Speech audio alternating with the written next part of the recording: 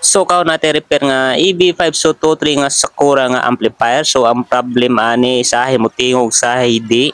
So nakita na to perti yung hugawag si amplifier nya din ato nagtestiran yang fuse if okay ba nya okay rin yung fuse dai wala ra maputos so okay gyahang mainboard. So kaon ani na kasayahang potentiometer kay mao ni sagaran dire basta tay sahay tingog say mokalit nagkakusog so problema na gyud niya mga volume ra so ato nagitanggal ya mga volume niya mga potentiometer. Okay sagaran basta hugaw gani kay inyong amplifier automatic musok-sok gyud na siya sa iya mga volume. So karon ato nagipanguha ato nagitatag sa tanan.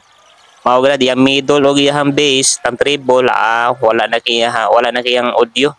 Sahay na say wala gyud so karon na ato na nagipang backlash karga bulan na gayo pag human na tog pang backlash nagipanaod na to iya mga bag-o nga potentiometer maor gitaw ng problema na niya so pag human tog backlash ato nagipang taod pag human tog taod sa iya mga bag-o nga potentiometer so karon ato nagtestingan larga bulan na gayo yara na.